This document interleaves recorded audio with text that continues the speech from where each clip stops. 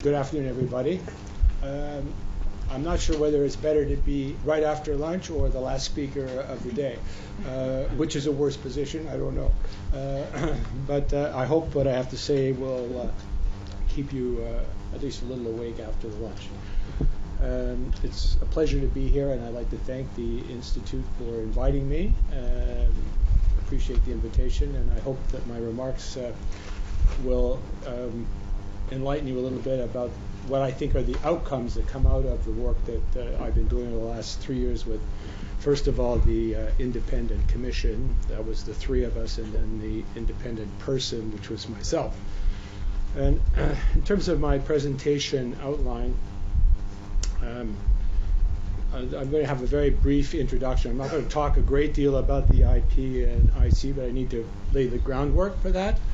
And I plan to have this talk for about 45 to 50 minutes, and then I was going to leave some time for people to ask questions afterwards, whatever they want, and whether it arises from the talk or something else that's on your mind. So I'll start with the introduction of the IP and the IC.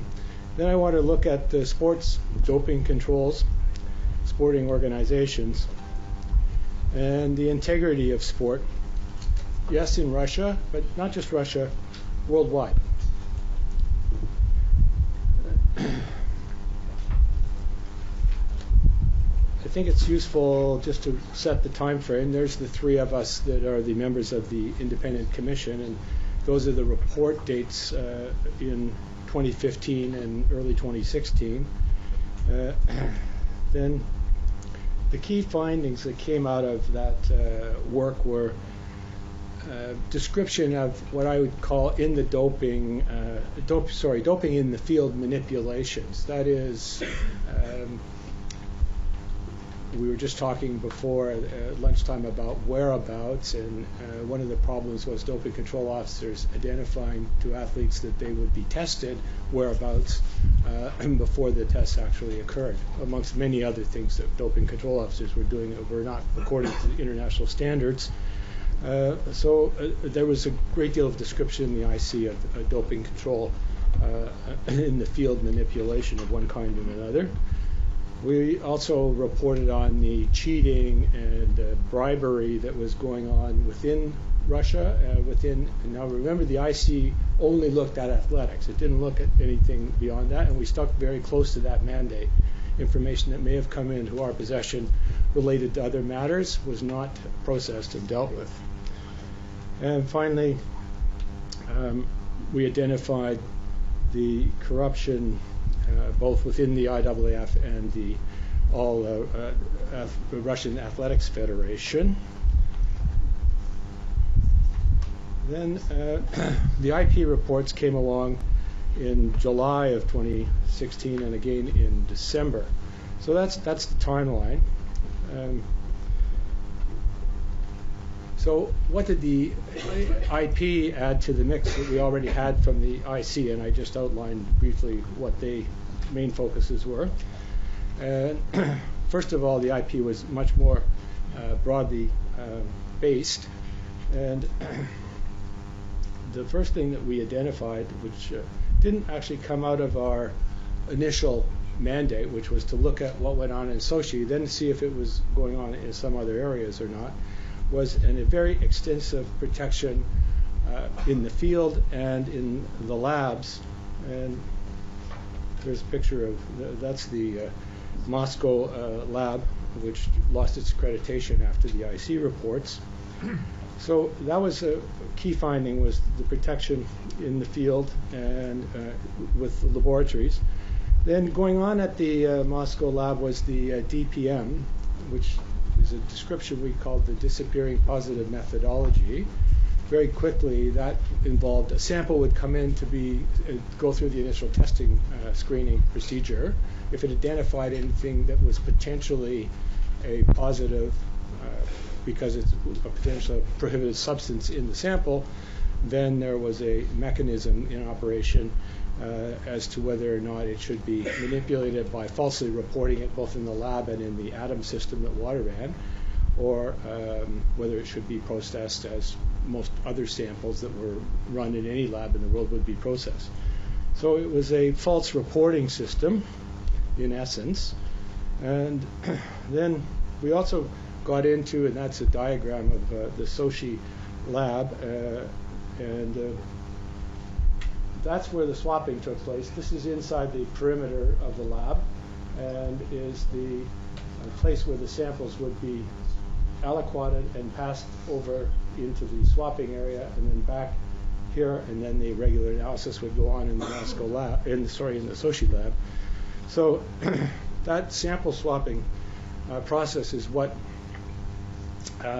we were originally mandated to investigate, but we came across this much larger, much more comprehensive and continuous process that was going on of these disappearing positive methodologies within the Moscow lab very quickly on once we started the investigation.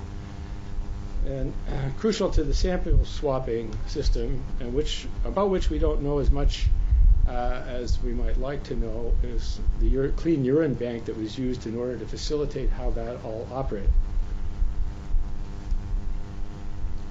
So what I've done here with this talk is to focus on, from the reports, what are the things that affect the 4 areas that I had on the screen a moment ago. Well, it's actually 3 really. The introduction, it doesn't count. What do the reports inform us on? So it's not, my talk here is not just about Russia, but what's going on around the world and what we've learned as a result in terms of doping controls, organization of sporting associations, integrity of sport worldwide. And I want to start by the conspiracy of Russian officials. And sorry, I'm not hitting the switch very well here. Starting with the Moscow lab. All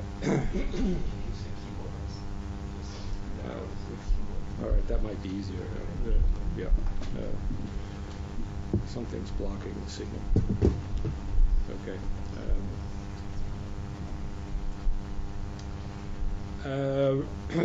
So involved in this whole operation was RUSADA, the Russian Anti-Doping Agency, the FSB, which is the state police, the CSP, which is the equipment suppliers. It's part of the Ministry of Sport, and overall, but a very important actor, the Minister of Sport. And that's the Deputy Minister Nagorny, who's now been removed from his position as Deputy Minister of Sport. So this focus of this talk isn't just about Russia, but as I said, it's looking at what we learned there and trying to apply, show it in much broader terms. So the first part of the 3 parts I want to talk about is doping controls. And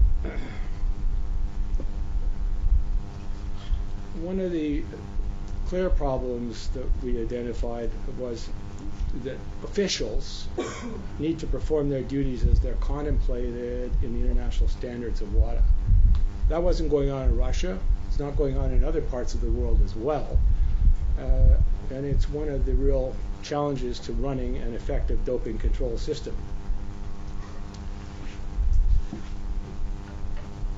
We need in-the-field audits of performance and international doping control officers that are not subject to some of the controls that go on within countries. And periodically we need to audit, I think, the international doping control officers as well.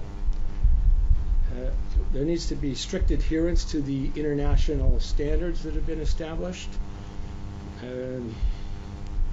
Proper sample collection without the forewarning that was going on for out-of-competition testing in Russia. And we need to also refuse illicit payments.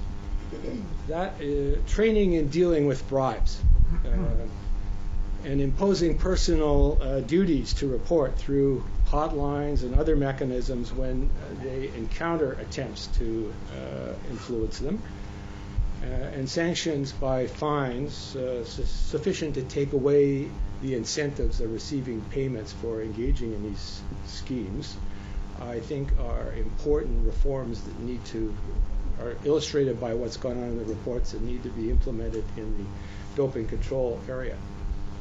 And I took the doping control area and then I tried to divide it into the different constituent parts. Started with the athletes and the entourage. And the entourage needs to prevent rather than avoid. I've found over the years that a lot of what the entourage does is really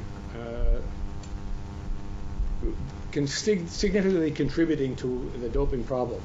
And what we're doing with the doping problem is we're catching the athletes, but they're at the very bottom of the chain. And the people that are above, which may be the entourage, or they may be in some cases even more organized than that, including organized crime in some instances, they never get touched.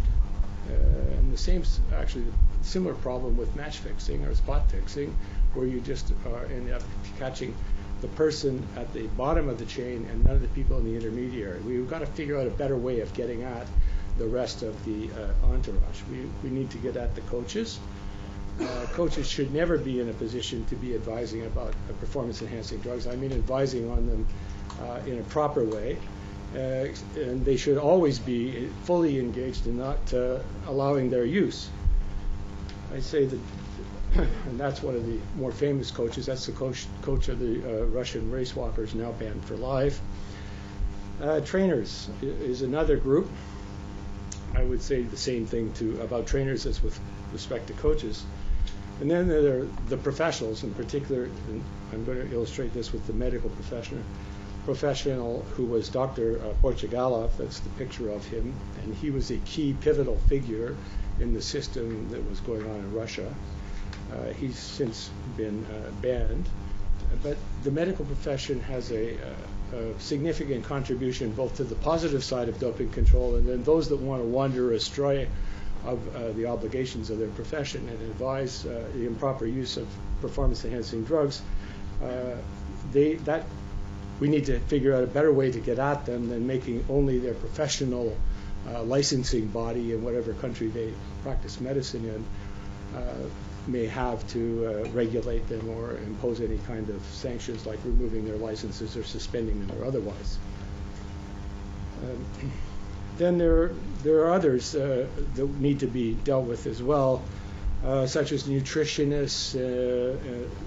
They're often consulted about this process, and we need to tighten the rules about their responsibilities, their role, their inclusion in the entourage, and their possibility of being sanctioned, and try and get at these people above the athlete. I think if we're going to have a more robust doping control system in the future, we've got to figure out how to do that. So the thrust would be prevent doping, not avoid doping infractions, which is what's been going on, not just in Russia. I think it's going on in a lot of places around the world. And we only get opportunity to see it every once in a while, and we've certainly seen it very clearly in Russia, but I think there's a lot of other places where that's a problem. The particular actors in the investigations that I've been involved in, they're all banned. They're gone for life. Now, whether they're really gone or not, we'll have to wait and see. They do seem to surface again somehow in other capacities, and the press keeps probing and announcing some of these reappearances that are going on, and we need to figure out how to deal with that. So what are athletes' obligations? I'd say one, report suspicious activity to hotlines. Now, I've encountered a number of athletes who don't even trust their own sport. So is there an alternative to report to WADA? Well, they're not too sure about that either. And in the past, WADA hasn't been particularly skillful at picking the information up that is reported to them and dealing with it in an appropriate way. They're trying to improve on that now, and I'll have a little bit more to say about that in a little bit with the whistleblower program. But they need to report what they see and know, and then it needs to be properly investigated. Maybe an alternative might be for them to file online rather so that it's somewhat anonymous, so they'd have to indicate who they were. And essentially what they need to do is they need to speak up. They probably know more than any of us about what's going on, but they don't say very much. Silence is the mode of most athletes, not just the ones that are doping and don't want to say anything. I can understand why that's the case, but other athletes don't either. And I noticed that when we have these kinds of conferences, we never have enough athletes attending. We need current athletes, we need past athletes. I know we have some here, but we need to be more inclusive in these discussions that others in the profession, legally, and in the academic world have. Because athletes have a frontline role to play here in doping control, and they've been ignored in playing that role. And I'm trying to think through what should be done about that. One of the thoughts that I have is there maybe should be some sort of duty to report, an obligation, and I take the idea from work that I do in professional tennis as an anti-corruption hearing officer, where if somebody's trying to persuade an athlete, tennis player, not to use their full best efforts, then they have a duty to report that. And if they fail to report that, potentially they could be suspended. Theoretically, I think they could be suspended for life. I don't think that would ever occur, but they could be suspended for some period of time. And something similar needs to go into perhaps the WADA code, perhaps into the athlete's contract, into the national governing bodies' contracts with their members and clubs. But we need to have a more effective set of control. Sorry, just lost my place for a second here. We need to get them much more involved in helping to make the system work than they are currently. Staying with the athletes for a moment, the effectiveness of the controls is going to depend on enforcement. Controls are only as good and as robust and effective as the people who carry them out. And all the different actors, and I've got some focus on a couple of the other ones in a moment, need to be involved in this process. And in that connection, whistleblowers are a key part of the process here. If it weren't for the Stepanovas, there they are, Yulia and Vitaly Stepanova, the IC and its work would have never occurred because it's a very interesting story. I don't have the time to tell you, but I had an opportunity to interview them over a 3-day period, and the courage of Yulia Stepanova is extraordinary. It was her video recordings, it was her taping through her phone of interviews with coaches and athletes, and turning all of that over to the independent commission, and then we turned it into packages that resulted in a considerable number of athletes being sanctioned. None of that would have ever occurred but for her. Crucial to the system. Crucial to my own report, there he is, Dr. Rodoshenkov, the former director of the Moscow lab, the picture I showed you a little bit a while ago there, and an important cog, but not the only cog in the system. And the reason I put all those other people up, like the FSB and the Ministry of Sport and the CSP, etc., is because it's sometimes said, well, this is a rogue character and he designed and involved all the system. Well, no, that's not the case. There are just too many moving parts in what was going on, both at Sochi. Just think of how you get that clean and collected, ensure that it is clean, get it transported to Sochi, have it used in the lab, swapped in the lab, and then the analysis going on in the regular procedure in the lab. That doesn't happen because of a director of a lab. That happens because of a coordinated scheme and system. So the effectiveness of the controls that we do have are very much dependent on the whistleblowers, and everything that they did contributed significantly to the work of both the IC and the IP. And they came forward to tell their story, risked their careers, and her career was lost completely. And because of the way she was treated by the international community, and most particularly by the International Olympic Committee, she is laughed at by athletes in Russia who think, haha, you see what happens when you squeal or when you say something, and we're still competing, and there you are, unable to compete. And that was, I know, was very hurtful for her, and caused her to question whether she maybe should have ever come forward in the first place.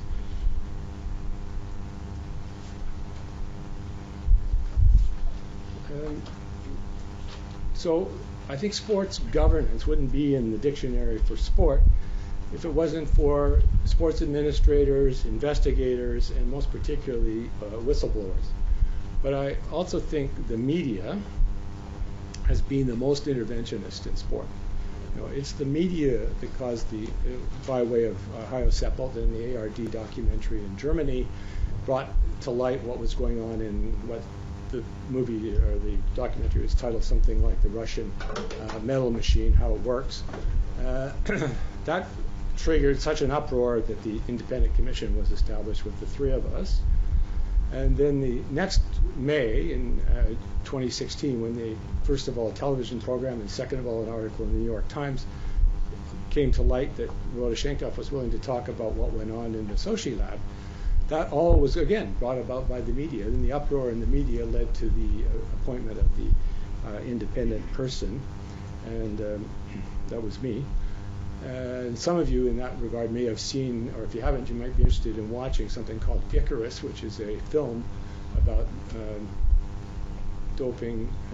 Starts off with doping of the director himself, and then leads into the work of the IC and the IP. And if you want to watch it, it's on Netflix under documentaries. It's an interesting entertainment discussion of what went on, as opposed to a talk like this, which I wouldn't consider to be entertainment, hopefully. But in short, without those whistleblowers, we wouldn't have known a lot of this, and we need them to make the system work. So that raises a question, I think, of what should governments be doing? And I wanted to highlight here the reforms proposed by the Russian Federation. As a result of the IC and the IP, they've gone through a considerable number of steps of reform. And to the extent that you can look at them, and some of them are yet to be actually revealed other than by talking by the different ministers and others responsible, so we don't see the details, they could be, as they say they are, creating the gold standard. They're creating the best doping control system in the world. And they may well do that. And they may well do it, and look at it on paper, it may work that way. But it's all in the people and how you administer it. And that, I think, is an important role for government, because it's all very well for government to propose the reforms, fine. But then who staffs it? Who audits it? Who inspects it? What do you do when there are violations? How do you sanction them? How do you sanction the country that's involved? Those are all open questions that aren't dealt with, and at the moment the IOC seems to be having difficulty figuring out what, if any, sanctions should occur for what went on, quite apart from the individual athlete. We always attack the person at the bottom of the scheme, the athlete. You know, whether it's for match fixing or spot fixing or it's doping, they get, if they get caught, suffer penalties, but nobody else suffers any of those penalties.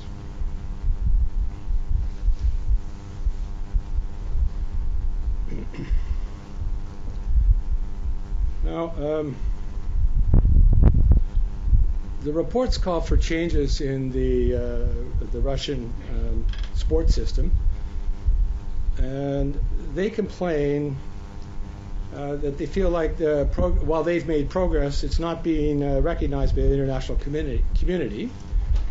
And to some extent, I think that's a fair comment from Russia. The international community has tended not to accept what they've done.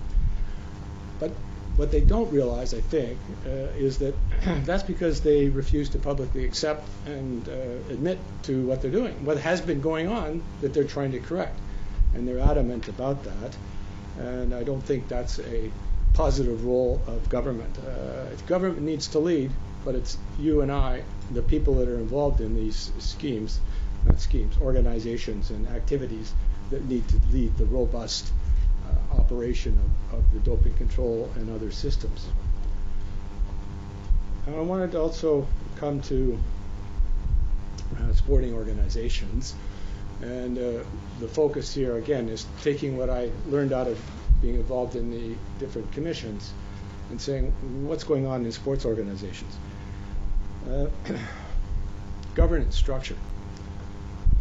The Olympic sports structure, and this is true of the IOC, it's true of most international federations and many national sport organizations.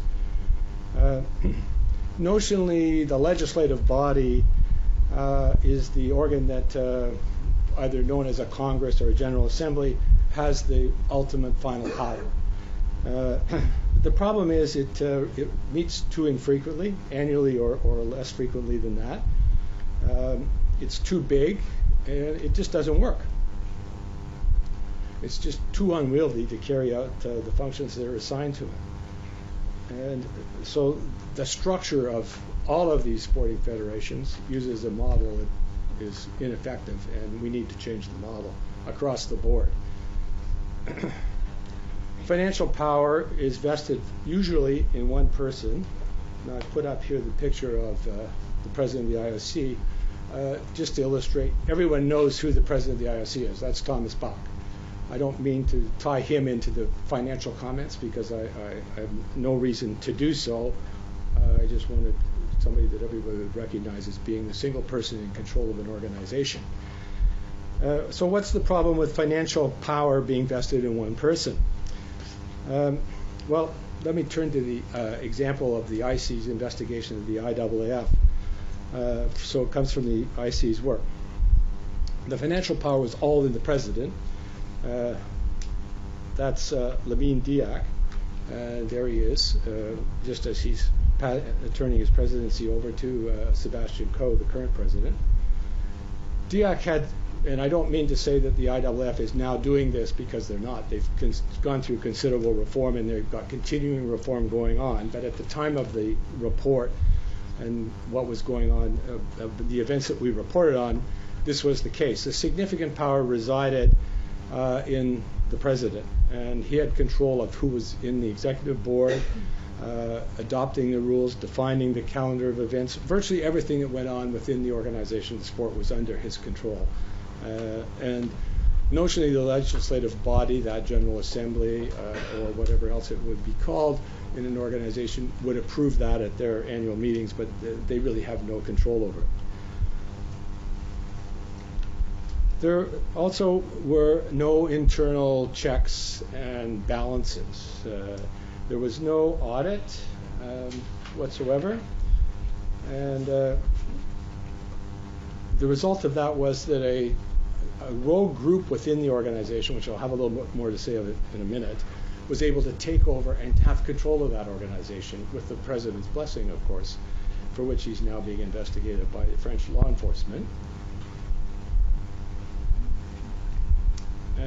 Now, when I say no internal checks and balances, no audits, interestingly enough, I told you how the disappearing positive methodology got operative. The sample comes into the Moscow lab. There's an initial testing screening procedure. Potentially, there's a prohibited substance in the sample. Inquiries are made as to whether or not it should be falsely reported or processed in the ordinary way. And if it's falsely reported, that's the end of the matter, and the sample is destroyed. And if you had audit controls, you would be able to go and do an audit, because the machine that did that initial screen has a computer electronic record. That electronic record is transferred into the lab's overall electronic records, none of which were ever made available to me as the IP or anybody else in the world. Although I do find occasionally now cases where the sport going forward with a case with an athlete suddenly has records from the Moscow lab that are supposedly unattainable because they're part of the criminal investigation going on in Russia. But in any event, the audit could be conducted on that machine, on the lab record, and then the audit compared with the ATOM system. And you would have very quickly discovered this process, which, as near as we can tell, started at least in 2011 and ran through 2015. And it may have gone on earlier than that, but the data that we could gather and the time that we had and the sources that we had didn't allow us to be able to go back any further or determine. We know it came to an end in 2015, but we don't know really the exact start date and how extensive it was. So audits are a very important point. Then there's this whole question in sports governance about external reporting responsibility. Sporting organizations, they don't have shareholders, they don't have a body that oversees them, like a securities commission or a competition body. In fact, in most domestic systems around the world, sports bodies are given pretty much free rein, and they are autonomous, and they're hands off by the legal profession. The judiciary defer to the sport, and they really operate without any outside scrutiny, something that we would not allow business corporations to do. We don't allow business corporations to do that in almost every country in the world, but we allow our sporting organizations to do it.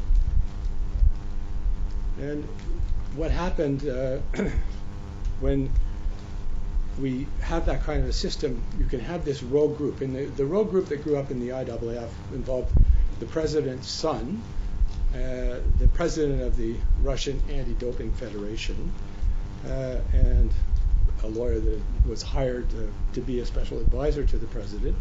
And they controlled what was going on in the anti-doping department within the IAAF, and also had influence on and used money to achieve end results what was going on within Russia.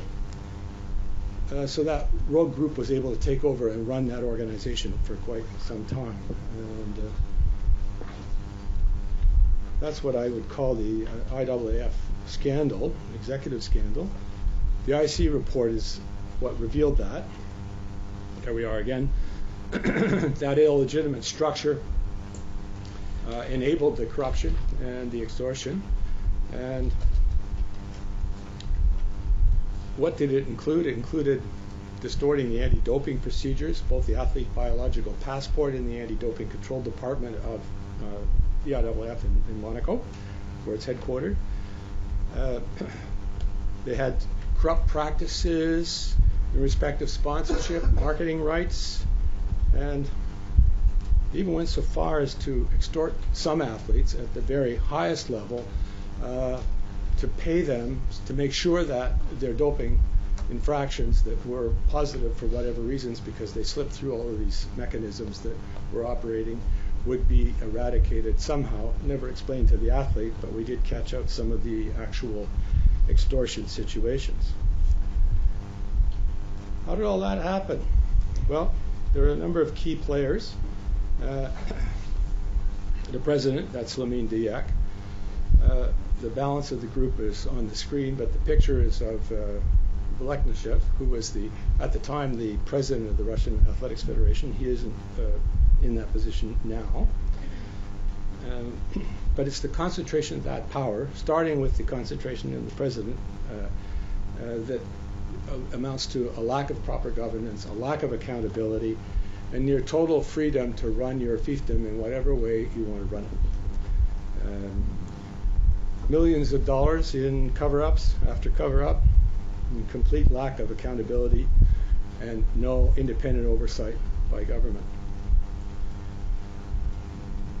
Just wanted to talk a little bit, because I think I see this from the work that I've done too. Governance structure. The scope for corruption comes, I think, out of this centralization process. Leaves the international federation or a national governing body, if they're structured the same way, vulnerable to manipulation, vulnerable to corruption. The lack of oversight and transparency comes out of failing to do audits, people having way too many hats. Vladishenkov is a good example of that. President of the Russian Federation, treasurer of the International Federation. Crossover there enabled him to play both sides of the fence and work things within his own organization and influence matters in the International Federation. And then, quite apart from the IWF, there are a number of other international federations that have these similar sorts of problems. I could name them, but they're not organizations that I've studied, so I don't want to name them because I don't have enough information about them, but I certainly have some suspicions about them. And then if you have an improper structure, you can get into this rogue group that control the inner circle group, and they can get involved in, as they did, illicit bribes and all sorts of other activities outlined in the report. Third part that I want to touch on, and then I'll open it up for some questions, is sporting integrity. And as I see it, sporting integrity is threatened by a few big problems, and we've been discussing them off and on throughout yesterday and this morning. Match fixing, spot fixing, the influence of gambling is a real threat to the integrity of sport. I have no doubts that something else that we've been talking about a lot in the last 2 days, performance-enhancing drugs, is another threat. But equally so, and not always observed, the archaic governance structure enables corruption, bribery. But most of all, and this is the most important one, I think, is the weak reactions from those in charge. I detect in the work I've done that there's a complete lack of will in a number of senior executive type sporting federations and other organizations leaders. The top people in the organization just don't have the will to deal with these problems. They don't want to talk about them. They don't want to see them. They want to sweep them under the carpet, ignore them somehow, because it's damaging to the sport. It's embarrassing to themselves, even though they may not be involved in it directly themselves. And one of the surprising results I learned long after the IC had reported about the IAAF was, I'm told by some senior officials in the organization, that people knew about what was going on 10 years before we reported. And nobody said anything. Why did nobody say anything? Why did they turn and look the other way? Well, I think one of the problems there is we rely too much on what we call, quotation marks, volunteers in sport, in sporting organizations, and a lot of the officials and referees and judges and all the other people that are involved in sport in every dimension of it, they're all volunteers. But being a volunteer at the highest level, so you're a judge at the Olympic Games, for example, involves travel, often first class or business, 5-star hotels frequently, great places to go to all over the world. A lot of people don't have those opportunities but for their volunteering. Their day job wouldn't enable them to do that work. And so it's very easy to turn and look the other way rather than say, oh, this is going on. And apparently that was the attitude internally in the IAAF.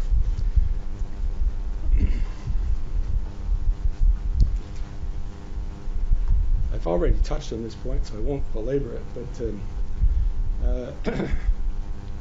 the crossover effect was very useful from the point of view of those that wanted to corrupt the organization. They were able to funnel the communications, and as a result, they were able to orchestrate a considerable amount of corruption in the governance structure and in what was going on in the sporting federation. So what did, in particular, the IP report, but I don't discount that IC report in this either, what's WADA done? Well, they've created an investigation division. It's young and it's just getting going, and we'll have to see how that operates. But I had a picture of the three of us on the screen. The one person you wouldn't have recognized was the German police officer who had joined the IC, whose name is Günther Junger. He now runs the investigation division for WADA. He left his job with the German police to do that. He was not in two roles that I was just talking about, too many hats. He left one to join another. So they have an investigation division. They've brought in a whistleblowing program. You can read it on the website. It needs a great deal of improvement. it's a start and nothing more. And I think they need some experts that really understand how whistleblowing operates to really assist them in doing that properly. Because the way I read that system, there isn't a person in the world who would want to join it. It doesn't work. It's just not how whistleblowing activity and how, as an investigator, you get people to do that and be on your side and cooperate with you. And it's not by signing up agreements that essentially shut you up, so the only person you talk to is the investigator and nobody else. The IP also brought about the roadmap about Russia and its reinstatement, because after the IC reports, the lab was closed, USADA was shut down, a number of personnel in Russia lost their positions, and the ISLJ blocked their they locked out their membership to the Russian Federation. That blocked their athletes from competing, except for a handful. The IPC reacted to the reports and excluded the Russians from the Paralympic in Rio. So there's a roadmap now in place, which is under discussion at the moment, and the results of which are shortly to be announced. And exactly where we're at in that process is not clear at the moment. There's been a lot of press reports and talks and interviews with different officials within the affected organizations in Russia and the world organizations, and it's all spin at this point. We'll see what happens, and I'll save my comments for when it happens. And then the WADA regulatory role. I think for years, it was, WADA is a fantastic achievement. Very few international activities have ever been started and got to fruition with the speed at which WADA has. I would venture to say no international activity has ever done it as quickly. The conception, 99, formal introduction and activity, 2004. And now it's been operating ever since. And the early stages of its career, it needed to be the chief cheerleader. It needed to get organizations on board. It needed to get countries on board. It needed to learn how to accredit labs, and it needed to teach everybody how to do all of that. That phase is over, and I think the reports identify that. Now WADA needs to be a regulatory body that enforces the rules and acts as the enforcement body, and acts as the independent regulator of everybody in the system. But that transition from its early stage development to where it is today and where it's headed is a difficult one for everybody, and they're still learning how to do it, and they're still working at it. But I wish them all the best in being able to accomplish it. So it's very much an organization in transition. Hopefully it'll make it, and with the goodwill of a lot of the people in this room, I'm sure they will make it.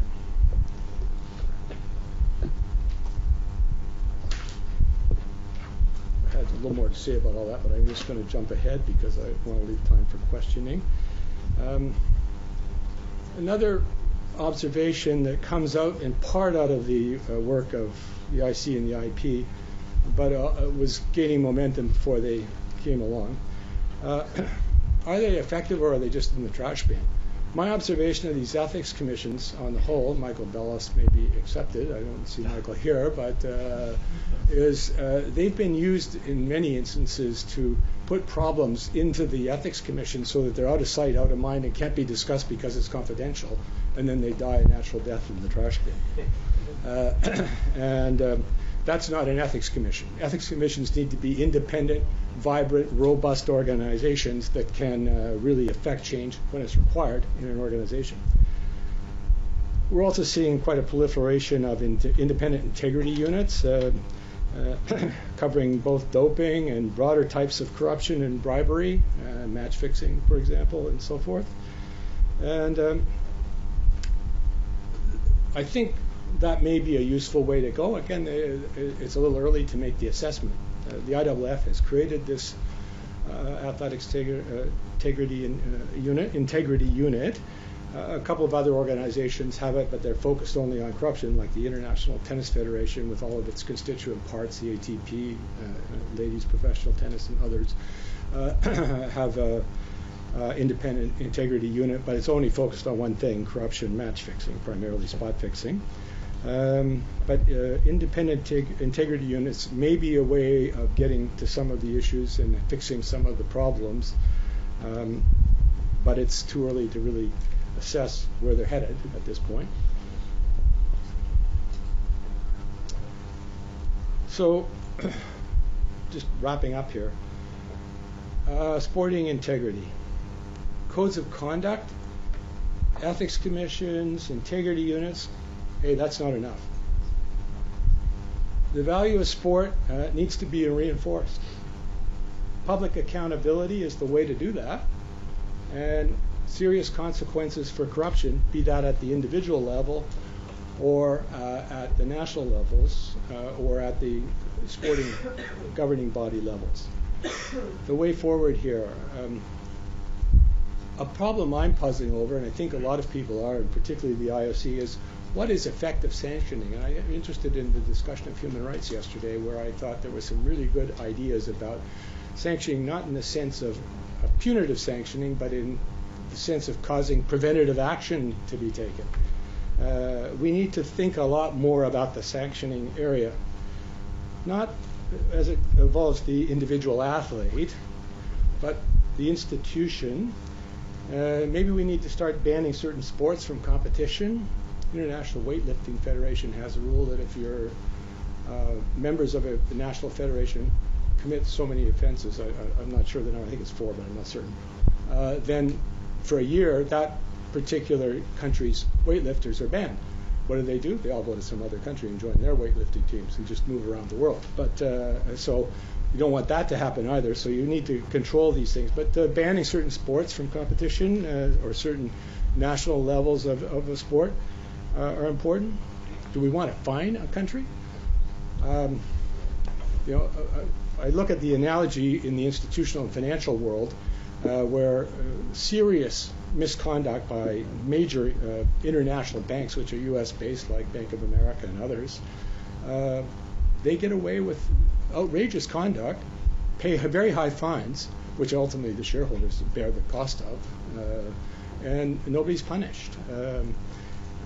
Fines are part of the sanctioning, but they're only a part. They're not a solution, and they're only a weak part. We need to actually figure out a way to sanction the people that have been involved in the system, other than with criminal sanctions, which of course some of the most egregious conduct is being dealt with that way through law enforcement in Switzerland, in the United States, in France, and other parts of the world. We need to figure out how we can sanction at the institutional and at the governmental level, and if we can answer those questions so we can have effective sanctioning, I think sport and its integrity is safe. Let me close by just looking at the way forward for a moment. Change is needed, not in words, but in actions. And so far, all I see from Russia is words. We must unite. We have to return to integrity to the sporting world, for sure. I lost my last page, but I think it had an optimistic close. Change is needed, as I said, not in words. That's it.